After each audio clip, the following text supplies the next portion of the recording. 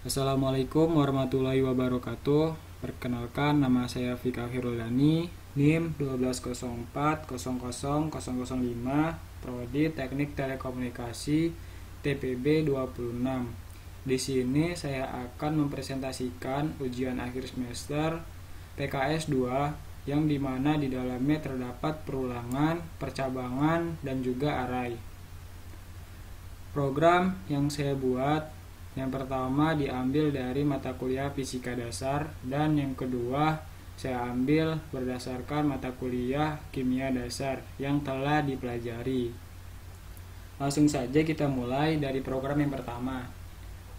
Saya menggunakan array untuk mengisi biodata.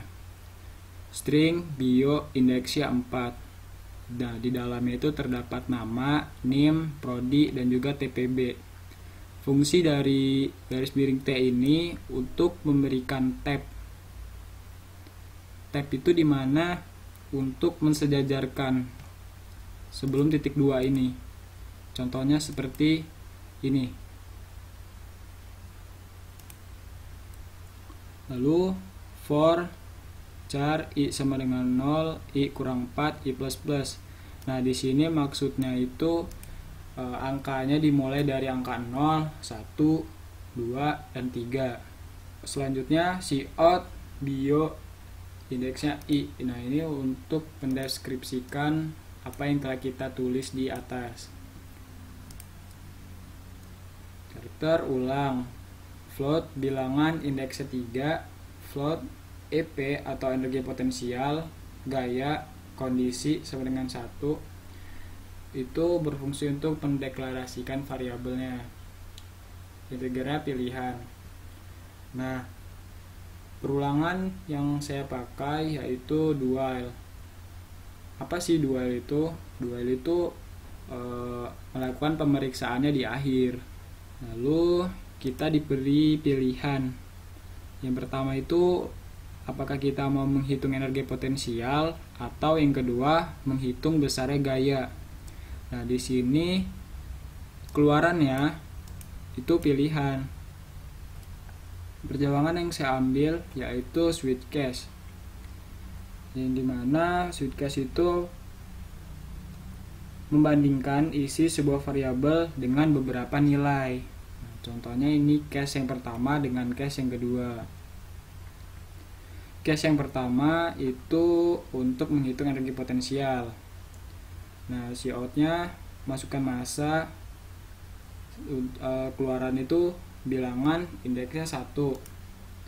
Yang kedua itu kecepatan gravitasi, keluarannya bilangan indeksnya 2. Lalu ketinggian benda, indeks bilangannya 3. Nah, untuk rumus energi potensial sendiri itu massa dikali gravitasi dikali ketinggian. Nah, di sini kita akan mendapatkan hasilnya berdasarkan apa yang kita masukkan nilainya. Lalu yang kedua itu untuk menghitung besar gaya. Nah, di sini yang pertama itu kita suruh masukkan nilai massa dalam bentuk kilogram. Keluarannya bilangan indeksnya 1. Lalu yang kedua suruh memasukkan percepatan gravitasi, indeks bilangannya 2. Nah, gaya itu dapat dihasilkan dari massa dikali percepatan. Terus default itu menampilkan program yang tidak dapat dipilihan, atau bisa disebut juga tidak ada di pilihannya. Sebagai contohnya ini pilihan 1 dan 2. Kalau kita ketik 3, maka dia tidak akan berjalan atau error.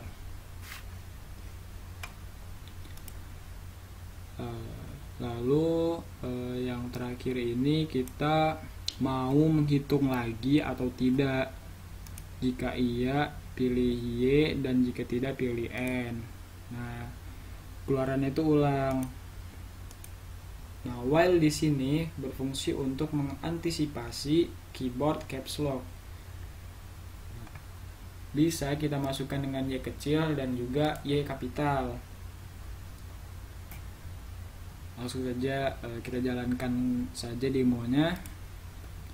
Di sini kita pilih 1. Kita akan menghitung energi potensial. Masukkan massa. Maka massanya misalnya 12. Lalu kecepatan gravitasi. Kecepatan gravitasi biasanya tuh 10. Ketinggian bendanya 5 deh. Nilai energi potensialnya itu 600. Nah, di sini fungsi ulang tadi itu di sini. Ingin menghitung lagi, jika iya pilih Y dan jika tidak pilih N. Coba kita pilih Y. Kita akan menghitung lagi, kita masukkan pilihannya tuh 2. Nah, akan muncul untuk menghitung besarnya gaya. Kita masukkan saja nilai massanya 4, percepatan gravitasinya 13. Nilai massa yang dihasilkan yaitu 52. Di sini kita coba pilih N. Apakah benar bakal berhenti atau tidak programnya? Nah, programnya berhenti secara otomatis. Lalu program yang kedua yaitu mengambil materi sifat koligatif larutan dalam mata kuliah kimia dasar. Nah, di sini sama seperti tadi, biodata menggunakan array string bio indeksnya 4, di dalamnya terdapat nama, NIM, prodi dan juga TPB. For char i sama dengan 0, I kurang 4, I plus plus itu dimulai dari 0, 1, 2, dan 3. Nah, Cout bio ini untuk keluaran dari apa yang kita tulis di sini. Lalu integer pilihan, float delta TF, delta TB, float nilai indeksnya 4, string ulang. Sama seperti tadi, ruangan yang saya ambil menggunakan do while. Nah, di sini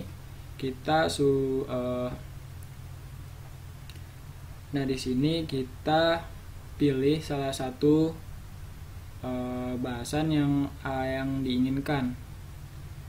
Nah, pilihan yang pertama itu menghitung penurunan titik beku, sedangkan yang kedua menghitung kenaikan titik didih.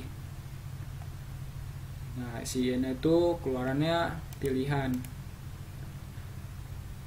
Berbeda dengan percabangan yang sebelumnya, di sini saya menggunakan percabangan if else if, yang dimana jika kondisi pertama tidak terpenuhi, maka akan lanjut ke kondisi yang selanjutnya. Nah, di sini if pilihan 1, Cout-nya memasukkan molalitas larutan dalam bentuk mol. Keluarannya nilai indeks, nilainya 1.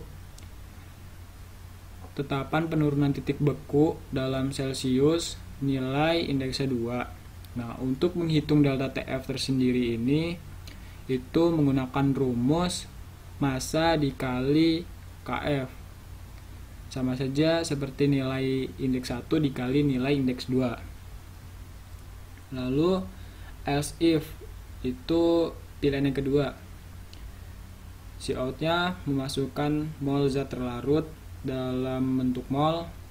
Keluarannya nilai dengan indeks 3. Tetapan kenaikan titik didih dalam bentuk Celsius. Keluarannya nilai dengan indeks 4. Untuk menghitung delta TB ini itu menggunakan rumus massa dikali KB, atau bisa juga nilai dengan indeks 3 dikali dengan nilai dengan indeks 4. Sama seperti tadi, di sini menanyakan apakah kita mau menghitung lagi atau tidak. Jika iya, ketik Y, dan jika tidak, ketik N. Keluaran itu ulang. While di sini itu sebagai perbandingan, bisa menggunakan Y kecil atau Y kapital. Itu untuk mengantisipasi keyboard caps lock. Langsung saja kita jalankan demonya. Coba kita pilih penurunan titik beku. Masukkan molalitas larutan 13. Ketetapan penurunan titik beku kita isi 180 deh. Nah, nilai delta TF-nya itu bernilai 2340. Nah, di sini kita ditanyakan lagi mau menghitung baru atau tidak. Kita pilih iya. Kita pilih 2 untuk menghitung kenaikan titik didih. Memasukkan mol zat larut. Kita masukin 11, titik didihnya 100 deh. Menghasilkan nilai delta TB-nya itu 1100. Di sini ditanyakan lagi, kita pilih tidak. Program akan selesai.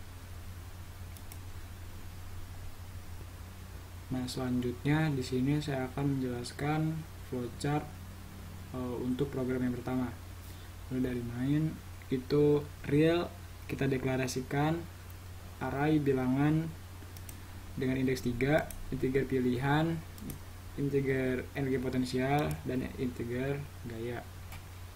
Di sini kita akan memilih salah satu antara 1 dan 2. Nah, keluaran itu jika kita pilih 1, kita akan masuk ke true. Itu kita akan menghitung energi potensial. Nah, di sini masukkan massa itu bilangan indeks 1, masukkan gravitasi dengan bilangan input 2, masukkan ketinggian dengan bilangan dengan indeks 3. Nah, rumusnya sendiri itu bilangan dengan indeks 1 dikali bilangan dengan indeks 2 dikali bilangan dengan indeks 3, atau bisa juga massa dikali gravitasi dikali ketinggian. Nah, keluaran itu akan menghasilkan energi potensial. Nah, jika kita memilih 2 akan masuk ke false. Di sini kita akan menghitung besarnya gaya. Nah, itu yang pertama itu memasukkan massa, input bilangannya dengan indeks 1, terus memasukkan percepatan bilangan dengan indeks 2. Nah, untuk rumusnya sendiri bilangan dengan indeks 1 dikali bilangan dengan indeks 2, atau bisa juga massa dikali percepatan. Keluarannya dengan input gaya. Lalu flowchart yang kedua itu untuk mata kuliah kimia. Kita deklarasiin dulu array nilai dengan indeks 4, integer pilihan, delta TF, delta TB. Terus kita suruh memilih menghitung penurunan titik beku atau menghitung kenaikan titik didih.